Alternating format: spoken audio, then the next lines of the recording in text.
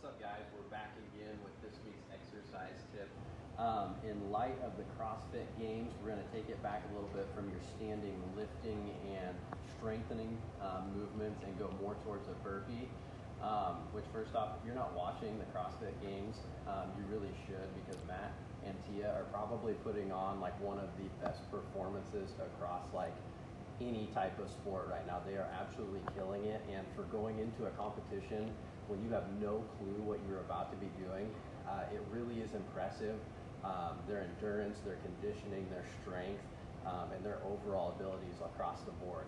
So as it comes to the burpee, it really is not a technical move.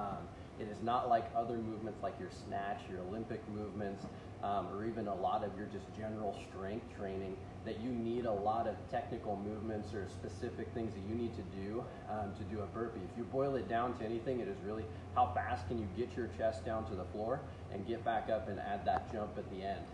Past that, really not a lot of technical aspects, but there are a few things that you can do to make burpees a little bit easier on yourself, and specifically to help save your shoulders and make sure that you're getting through that movement well.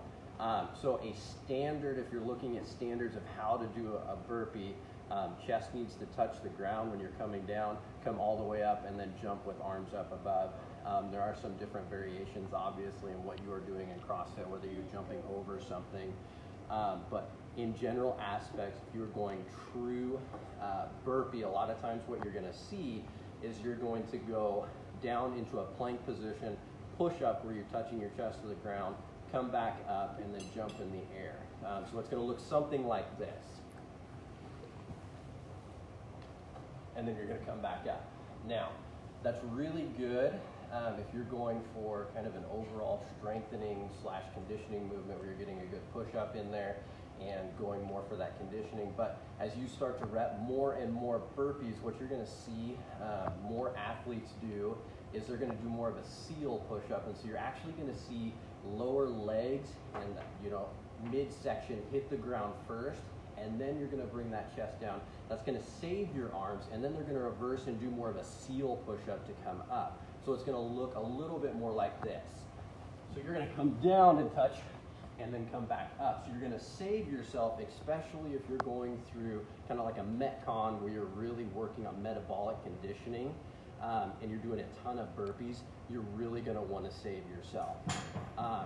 So just a few tips. If you are doing a lot of burpees in your workout, something that you can try, first off, is that you do that kind of that seal push-up movement where you're not doing a full standard push-up. You're letting those legs come to the ground first, bringing your chest down, then reverse that movement and come up. Something else you can do is when you come up, instead of coming up into both legs into a full squat position, you can come in kind of a staggered stance. And so what I mean by that is when you come from here and you go to stand up, instead of coming into a full kind of squat gorilla position, you're going to come up, you're going to bring one leg in front of the other and stand up. That's going to help save you in the long run, and you can alternate legs as you do this, especially if you're doing 10, 20, 30, 40, 50 burpees throughout your workout. The other thing is, if you are looking to dial it back a little bit, let's say your shoulders or something can't handle kind of that plyometric movement, or you're just getting started, but you still want to do a burpee, what you can do is set yourself up on a box. And you can eliminate the push-up part if that really is getting to your shoulders, or if you just can't do a full push-up, that's fine.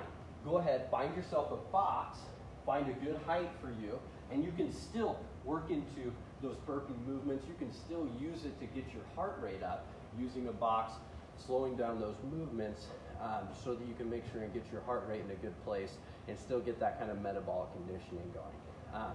Again, there's a million ways that you can do different variations of burpees. If you watched the games yesterday, it was a burpee over a rack, actually a little bit higher than your standard kind of bar position, so that was really cool to watch. So you can throw in lots of little variations if you really want to challenge yourself with those burpees, or if you're looking to regress a little bit and take yourself back and still get that heart rate up, there's a lot of variations you can do, or ways to kind of taper down that you're still getting that movement. Again, thanks for watching, guys. I really appreciate it. Hope you have a good week, and we will see you next week. Thanks.